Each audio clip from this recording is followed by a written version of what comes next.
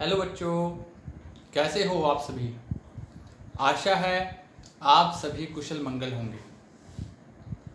प्यारे विद्यार्थियों, हम लोग MHD 04 की इकाई 1 और इकाई 2 कर चुके हैं, जिसमें हमने अंधेर नगरी नाटक के बारे में, उसके नाट्य शिल्प के बारे में और भारतेंदु जी के बारे में और नाटक के इतिहास के बारे में, नाटक विधा जो है उसके इतिहास के बारे में भी हमने कुछ विषयों पर चर्चा की है।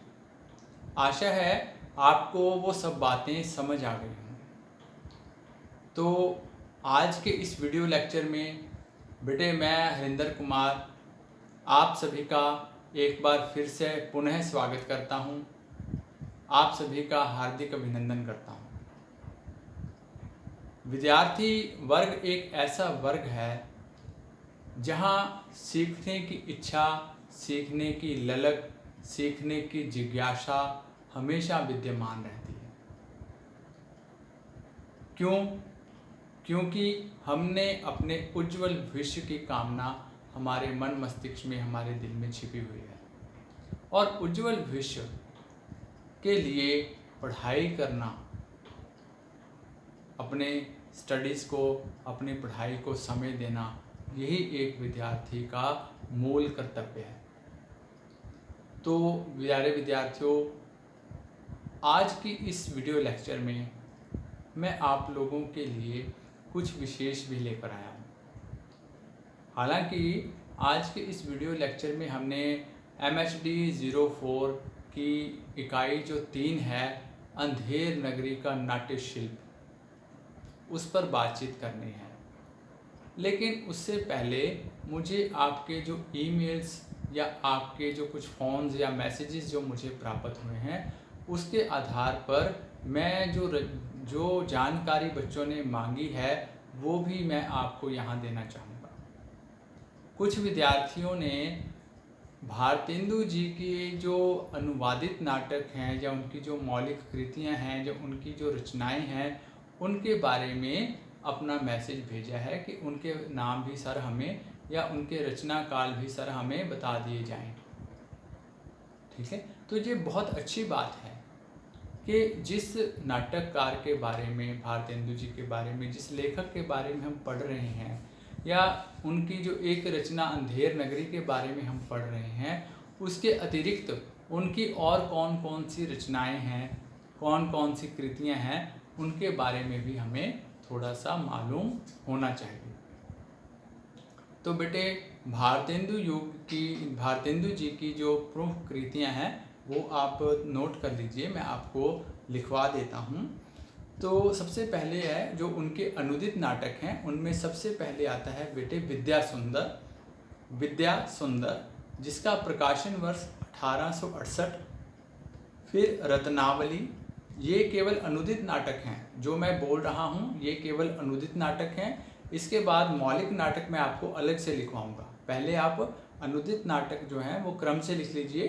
पहले विद्या सुंदर, दूसरा रत्नावली 1868, तीसरा पाखंड विडंबन 1872, फिर आता है बेटे धनंजय विजय 1873, उसके बाद कपूर मंजरी 1875, सत्य हरिश्चंद्र 1875, भारत जननी 1877, मुद्रा राक्षस 1878 और दुर्लभ बंधु 1880।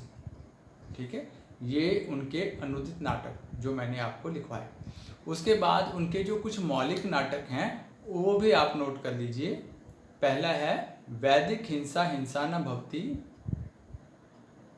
1873, दूसरा प्रेम जोगिनी 1873, चंद्रावली 1876,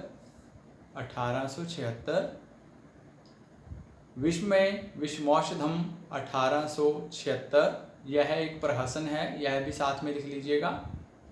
भारत दुर्दशा 1880, नील देवी 1881, अंधेर नगरी 1881 और सती प्रताप 1883, यह इनका एक अधूरा नाटक जो है वो माना गया है।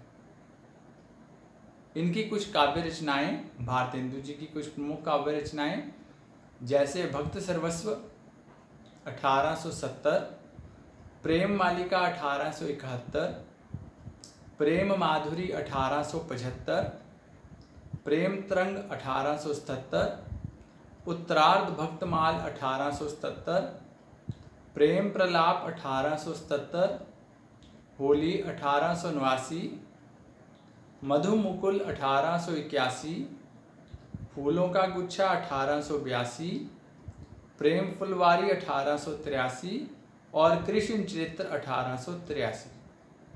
ठीक है, ये बेटे भारतेंदु जी की रचनाएं, उनके अनुदित नाटक और उनके जो मौलिक नाटक हैं उनके बारे में मैंने आपको विस्तार से लिखवा दिया है।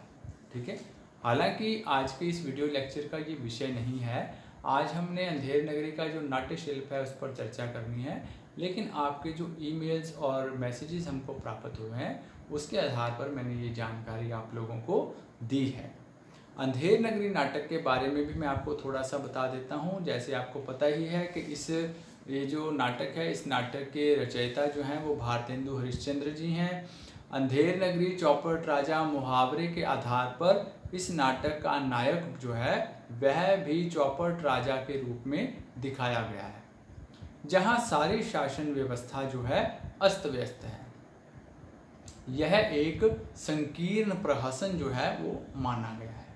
इस नाटक के 6 अंक हैं जिन्हें 6 दृश्य भी कहा जा सकता है।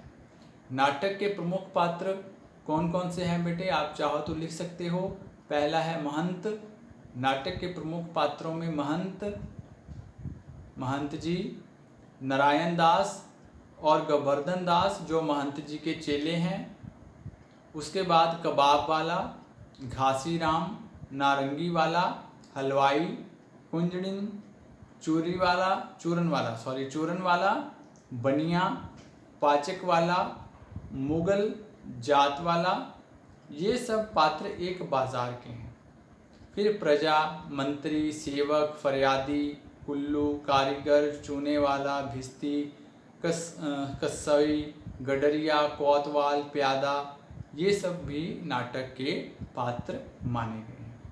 ठीक है, तो नाटक जो है उसके 6 अंक हैं या 6 दृश्य भी हम इसे कह सकते हैं।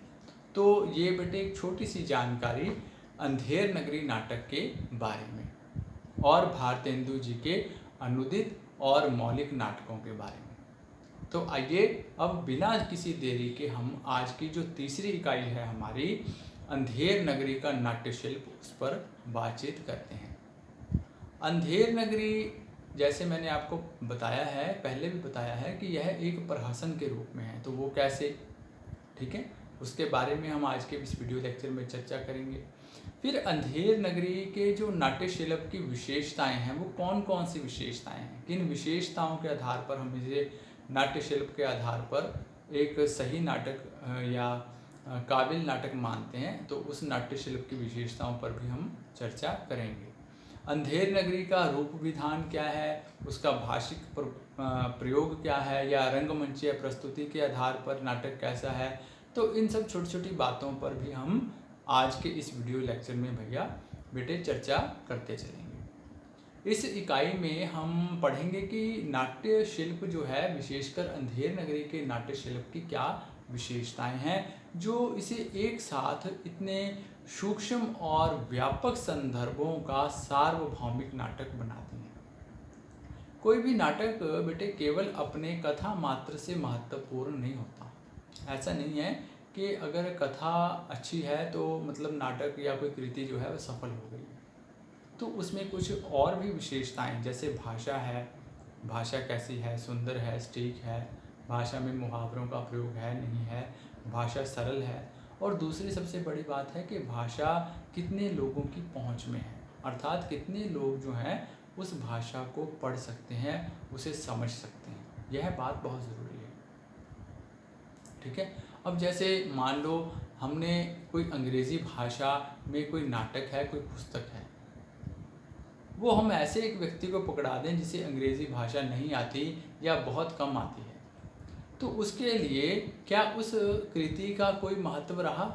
नहीं, क्योंकि उसे उस कृति को पढ़ना ही नहीं आता। उसे वो समझ ही नहीं पाया कि इसमें लेखक जो है, राइटर जो है, वो क्या कहना चाहता है या वो क्या कह रहा है ना?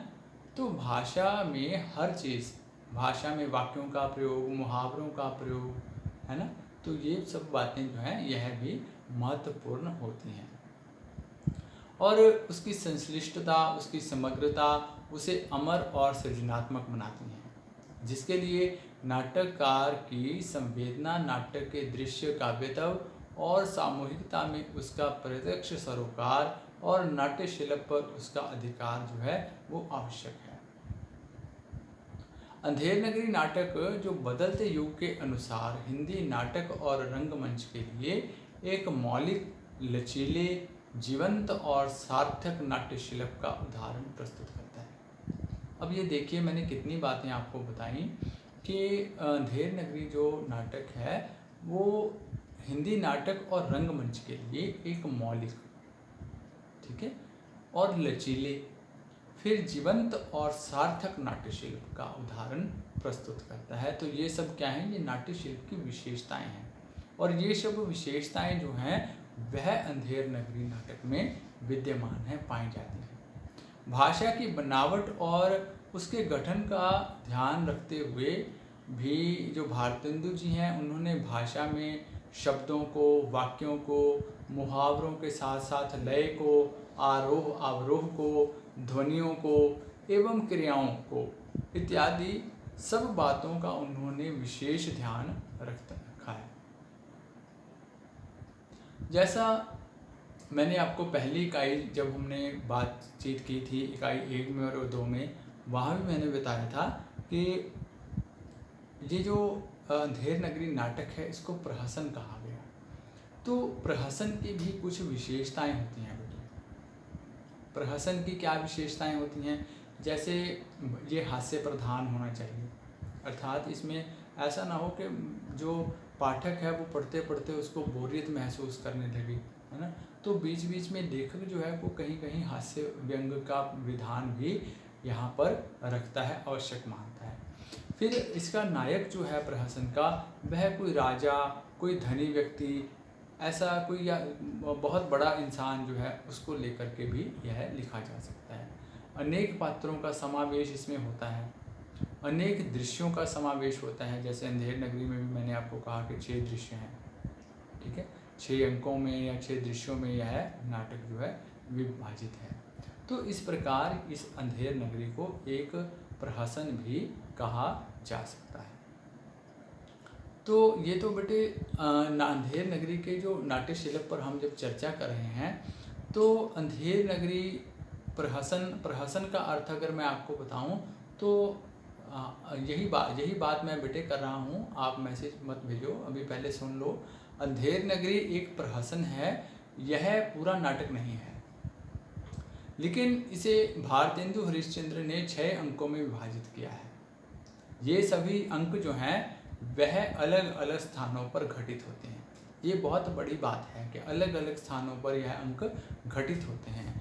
छोटा नायक होते हुए भी इसमें पात्रों की संख्या, छोटा नाटक है ना, नाटक तो छोटा है लेकिन पात्रों की संख्या बहुत ज़्यादा है। नाटक की समर्था के हिसाब से या नाटक की लंबाई के हिसाब से अगर हम बात करें तो पात्रों की संख्या इसमें ज़्यादा है, पात्रों की बाहुल्यता है। गद्य में संवादों के साथ साथ पद्य के अंश भी बेटे काफ़ी ज़्यादा है, ठीक है। संवाद तो नाटक के प्राण होते हैं, है ना? तो गद्य में संवादों के साथ साथ पद्य के अंश भी काफ़ी ज़्यादा हैं। पद्य अर्थात कविता के, अर्थात गए हम कहते हैं ना कि गायन शैली में या कविता के माध्यम से भी छोटे छोटे जो डायलॉग्स हैं, संवाद हैं, वो प्रस्तुत किए गए हैं लेखक के द्वारा। पहले अंक की शुरुआत ही गीत से होती है। पूरे प्रहसन को रंगमंच पर भी खेला जा सकता है और खुले मंच पर भी और नुक्कड़ नाटक की शैली में, ठीक है। तो कितनी विशेषताएं आ गई। रंगमंच पर भी खेला जा सकता है, खुले मंच पर भी, और नुक्कड़ नाटक की शैली में भी। और इन तीनों रूपों में यह नाटक खेला भी गया है, अर्थात इस पर प्रयोग भी हो चुका है। ठीक है, तो ये बात भी आपने ध्यान में रखनी है। अगर इस नाटक का जो शिल्प है वह भी बच्चों अत्यंत लचीला है, सुगठित है, आकर्षक है और उसमें गत्यात्मकता है। ठीक है, लचीला क्या है, मतलब कि जैसे जैसे परिस्थिति है उसी अनुसार से लेखक ने संवादों को बदला है, अपने पात्रों को लचीलापन दिया है, उनको परिस्थिति के अनुसार ढाला है। और गद्यात्मकता क्या अर्थ है कि केवल पद्य गद्य ही नहीं, कहीं कहीं जो लेखक ने अपनी बात जो है वो गायन शैली में भी पाठक के सामने रखी है। किसी भी प्रकार की परंपरागत रूढ़ि और आधुनिक शिल्प के प्रचलित ढांचे से मुक्त करके भारतेंदु ने इस नाटक को इसका मौलिक और स्वतंत्र शिल्प दिया है। और अपने इस बात के लिए नाटक जो है वो लेखक जो है वो बधाई का पात्र भी है। भारतेंदु की विशेषता उन दृश्यों की कल्पना, उनके संयोजन और नाटकीय उत्कर्ष में है। दृश्यों की कल्पना, उनके संयोजन और नाटकीय उत्कर्ष में। अंधेर नगरी गहरी व्यंग मूलक नाटकीय स्थिति पर खड़ा है। नाटकीय व्यंग का कुशल निर्वाह ही उसे इतना चुस्त और लयात्मक बनाता है। अपने लचीलेपन के कारण यह नाटक यथार्थ परक भी लगता है और शैलीबद्ध भी लगता है, इसीलिए इसे सदाबहार नाटक भी कह सकते हैं।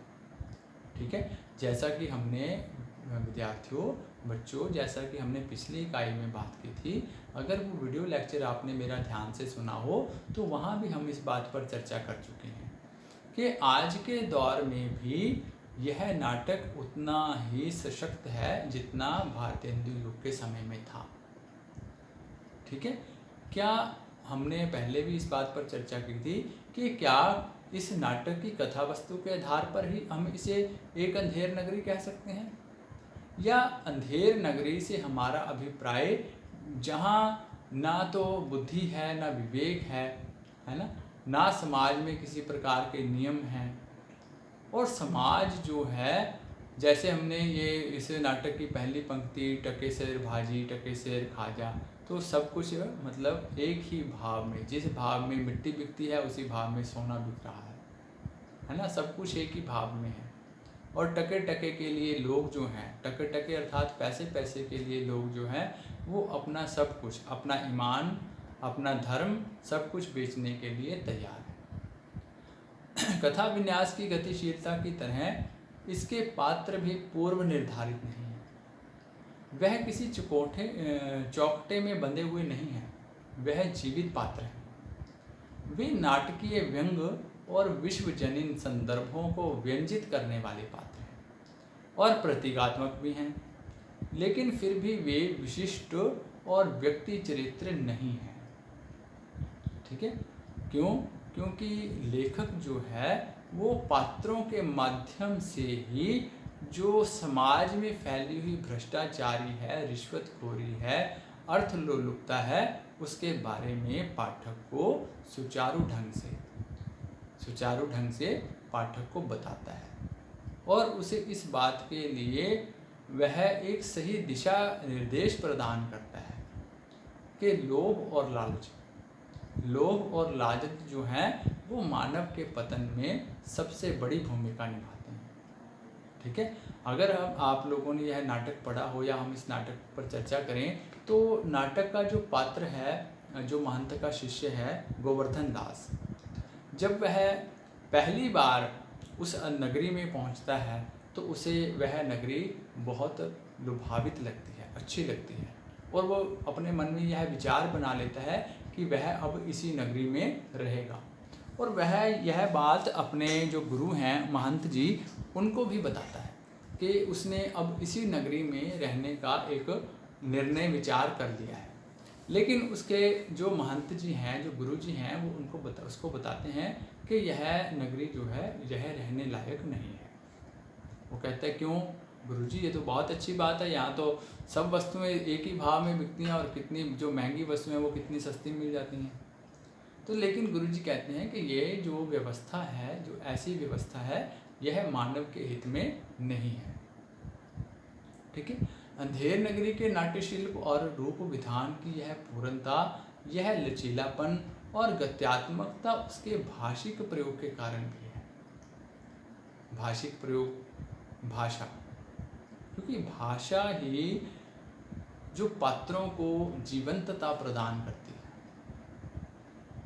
भाषा अगर अच्छी है, पात्रों की भाषा अगर अच्छी है, उनके डायलॉग्स, उनके संवाद अगर अच्छे हैं, तो वो अधिक पाठक के हृदय तक अपनी बात पहुंचाने में लेखक जो है वो सक्षम रहता है।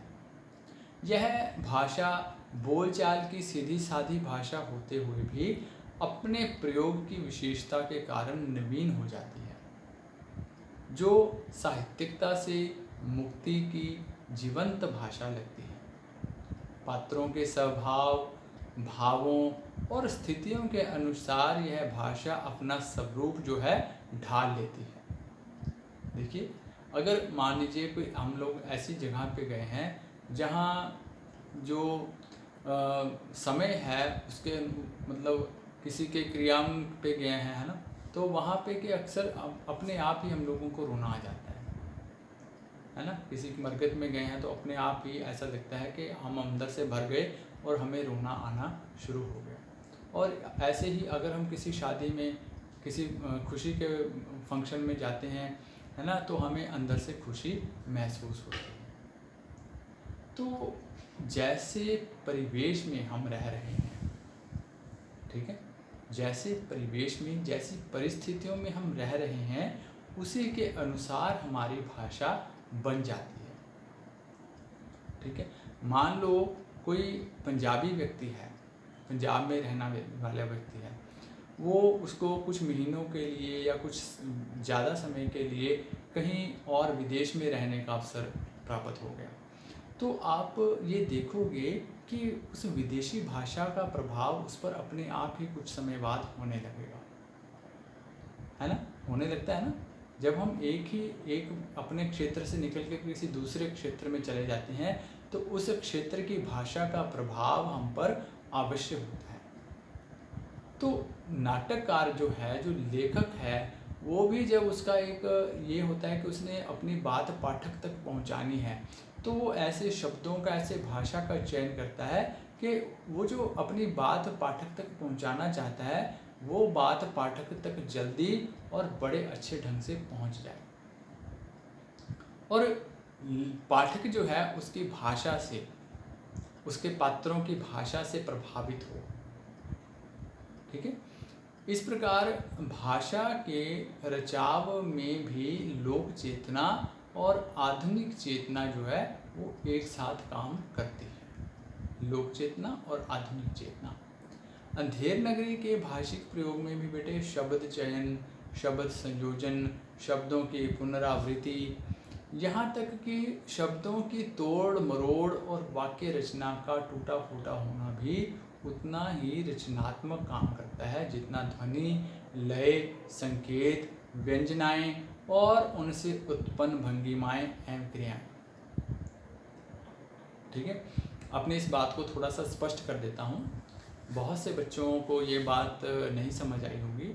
तो एक छोटी सी बात है बेटे, है ना, एक छोटी सी बात मैं आपको बताता हूँ। मान लो मुझे गुस्सा आया है, मुझे किसी पर गुस्सा आया है, तो मैंने क्या किया, मैंने बोला कुछ नहीं, केवल एक आंखें तरार कर, आंखें तरार का अर्थात आंखें मतलब उसको एक घूर कर देख लिया, तो उसे इस बात का आभास हो गया कि मेरे से दूसरा व्यक्ति जो मेरे सामने खड़ा है वो मेरे से गुस्सा है। ठीक है। गुरु गुस्सा हुआ, गुरु ने आंखों से तरेर कर देखा, तो शिष्य को आभास हो गया कि गुरु जो हैं वो मेरे से गुस्सा है, वो क्रोध में है। ठीक है, हालांकि गुरु ने अपने मुख से कुछ शब्द नहीं कहे। इसी प्रकार भाषा, जैसे हमने पहले भी जब हम व्याकरण की क्लास लगाते थे तब भी हमने बात की थी कि बहुत सी ऐसी हमारी क्रियाएं हैं, जैसे हाथों की क्रियाएं। मैंने किसी को ऐसे कर दिया तो मतलब नमस्ते, मैंने मुख से नहीं बोला, लेकिन वो समझ गया कि इनका एक नमस्ते, एक विनम्र प्रणाम मेरे तक पहुंच गया। मैंने किसी को ऐसे कर दिया तो इसका अर्थ क्या हो गया कि वो समझ गया कि इन्होंने मुझे अंतिम विदायगी जो है वो दे दी। तो इस प्रकार भाषा केवल ये नहीं है कि हम मुख से जो बोल रहे हैं वही भाषा है। आंगिक भाषा भी अपना एक विशेष स्थान और महत्व रखती है। और भाषा में अगर लयात्मकता हो, भाषा में अगर गयशाली भी हो, गद्य भी है, पद्य भी है, गयशाली भी है ना, तो वो रचना और भी अधिक सुंदर, भाषा और शिल्प की दृष्टि से वह रचना और भी अधिक सुंदर बन जाती है। शिल्प, रूप विधान और भाषिक प्रयोग की सृजनात्मकता और उनके आंतरिक संबंध ने अंधेर नगरी के रंगमंचीय रूप को भीतर से निखारा है। इस नाटक का मंच ना तो अभिजात्य नाटक का है, ना लोकमंच, ना यथार्थवादी, न नुक्कड़ नाटक का और ना आधुनिक शैली का। यह किसी भी फ्रेम में बंधा ना होकर लचीला है, मौलिक है, अनंत संभावना पूर्ण मंचीय सौंदर्य इसके भीतर समाया हुआ है, जिसमें हर देश काल का निर्देशक अपनी रुचि और प्रतिभा के अनुसार कल्पना कर सकता है। पहले यह केवल प्रहसन के रूप में खेला जाता रहा, ठीक है, लेकिन अब इसे विविध नाट्य प्रयोगों के साथ भी खेला जाता है। किसी विशेष शिल्प में बंधा ना होकर भी, किसी विशेष शिल्प में बंधा नहीं है, किसी विशेष शिल्प में बंधा ना होकर भी अंधेर नगरी की मूल चेतना जो है वह लोकधर्मी है। उसके कथानक की बनावट में ताजगी है और उसका खुलापन, उसका गायन, उसका नृत्य, गीत, संवाद, उच्चारण, अभिनय शैली, भाषा सब लोक नाटकों जैसी है। कौतुकवृत्ति और जिंदा दिली उसमें साथ साथ चलते हैं। उसमें नौटंकी शैली और पारसी नाटकों जैसा आवेग और उत्तेजना भी मिलती है। तो इन सब बातों से ये बेटे आप यह तो जान चुके हैं कि अंधेर नगरी के बाजार दृश्य और राजसभा दृश्य की संरचना जो है वो बहुत कठिन है। जैसा कि मैंने आपको पहले बताया कि अंधेर नगरी चौपट राजा, अंधेर नगरी चौपट राजा, इस एक मुहावरे पे इस यह नाटक जो है वह लिखा गया है। अब नाटक का जो नायक, या हम लोग कहते हैं कि जिस धनी व्यक्ति, जिस राजा को आधार बनाया गया, वह इस नाटक में बुद्धिहीन और विवेकहीन दिखाया गया। कहने को तो जो फैसला है वो कौन करता है? राजा, ठीक है, लेकिन उसका ये जो निर्णय है, ये जो फैसला है, वह सही मायनों में कौन, किसके द्वारा लिया गया? उसके राजा, उसके मंत्री और उसके जो सामंत हैं, जो उसके जो इर्द गिर्द बैठे लोग हैं, उनके द्वारा यह निर्णय लिया गया। और जैसा वह चाहते थे उन्होंने वैसा ही राजा से कहलवा दिया। अंधेर नगरी के नाट्य शिल्प की तरह उसका रूप विधान भी मौलिक, लचीला और विलक्षण है ना। शास्त्रीय दृष्टि से यह प्रहसन है, लेकिन प्राचीन लक्षण का अनुसरण करके नहीं। इसे दृष्टांत शैली का नाटक भी कहते हैं, पर मूलतः यह लोकधर्मी चेतना से रचा गया है।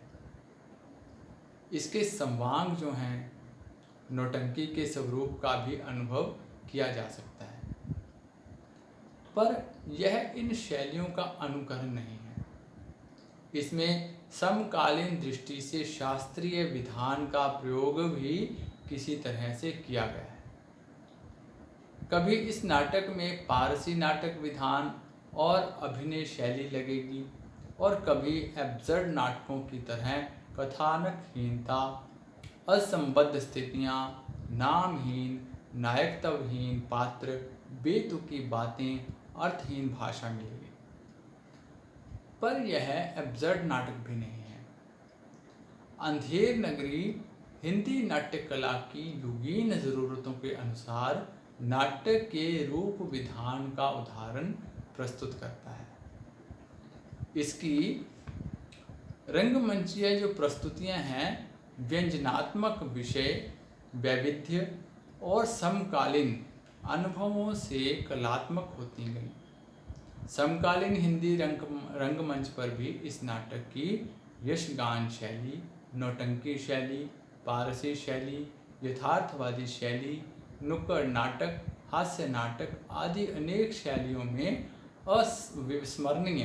अविस्मरणीय प्रस्तुतियां हुईं, जिनसे अंधेर नगरी नाटक की सार्वकालिकता, सांस्कृतिक क्रांति चेतना खुलकर पाठक के सामने जो है वो आती रही। और इसकी अगर हम बात करें तो नाट्य शिल्प के आधार पर इस नाटक को हम एक सफल नाटक, नाट्य शैली के आधार पर इस नाटक को हम एक सफल नाटक कह सकते हैं। क्यों? क्योंकि इसमें प्रहसन की विशेषताएं भी हैं। ठीक है, ये प्रहसन है और प्रहसन की विशेषताएं हैं। इसमें सूक्ष्म और इतने सूक्ष्म और व्यापक संदर्भ जो हैं वो इसे एक सार्वभौमिक नाटक बनाते हैं। ठीक है, और इसमें पात्रों की बाहुल्यता है, जबकि नाटक जो है वो छोटा है, पात्रों की बाहुल्यता है। तो नाट्य शिल्प के आधार पर और नाट्य शैली में जो नाट्य शैली के तत्व होते हैं, जैसे कथानक है, संवाद है, चरित्र चित्रण है ना, तो ये तत्व माने जाते हैं ना। कहानी के भी तत्व होते हैं, उपन्यास के भी तत्व होते हैं, नाटकों के भी तत्व होते हैं, और उन्हीं तत्वों के आधार पर हम यह सुनिश्चित करते हैं कि इसे किस कोटि में रखा जाएगा।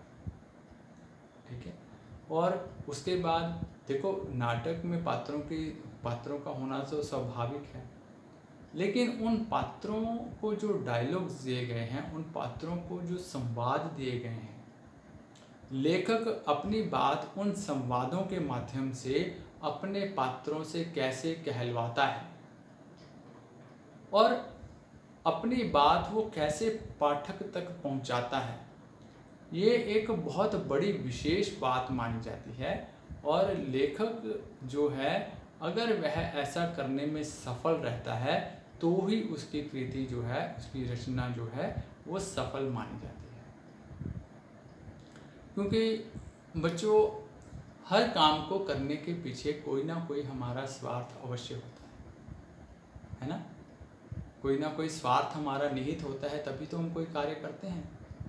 और जो लेखक है, जो उसका क्या स्वार्थ है कि वह अपनी बात से जो आने वाली पीढ़ी है, जो पाठक वर्ग है, या वो उस समय के जो लोग हैं, जिन परिस्थितियों में वह लेखक है, उस समय का समाज कैसा है, उस समय का धर्म कैसा है, उस समय की राजनीति कैसी है, सभ्यता कैसी है, संस्कृति कैसी है, तो उस राजनीति में, उस धर्म में या उस सभ्यता में, उस संस्कृति में क्या न्यूनताएं हैं, क्या कमियां हैं, या लोगों का शोषण जो है वो शासन व्यवस्था किस प्रकार कर रही है, ऐसी सब बातें जो हैं वो लेखक जो है पाठक को ऐसी बातों से अवगत करवाता है। वह उसे एक प्रकार का सोए हुए को जगाने जैसा काम है।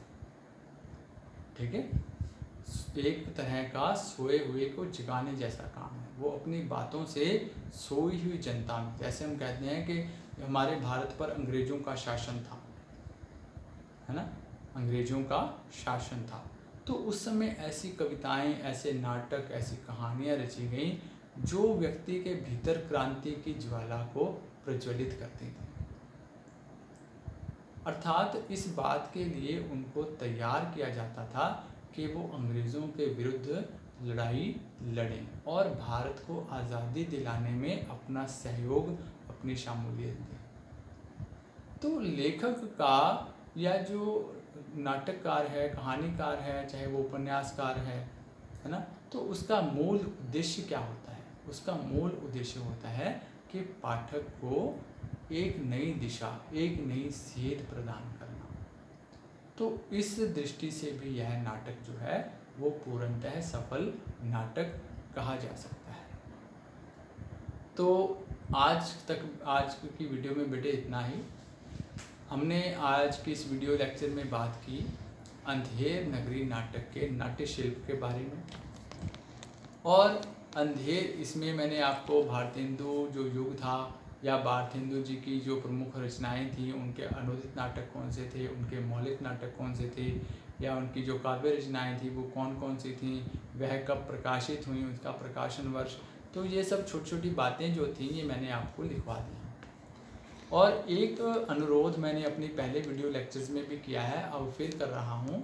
आप सब पाठकों के लिए यह बहुत ज़रूरी है कि आप इस अंधेर नगरी नाटक को अवश्य पढ़ें, क्योंकि नाटक को जब आप पढ़ोगे तब आपको बहुत से प्रश्न जो आपके मन में चल रहे हैं उनका उत्तर आपको स्वयं में ही मिल जाएगा। तो कोशिश कीजिए बेटे, थोड़ा थोड़ा समय निकालिए, रात को सोने से पहले, चाहे उसके 10 पेज 5 पेज 10 पेज जितना आप अपनी सहूलत से पढ़ सको उतना आप कम से कम अवश्य पढ़ो। ऐसा करना आपके ही हित में है और यह मुझे पूर्ण आशा है कि आपके लिए लाभकारी साबित होगा।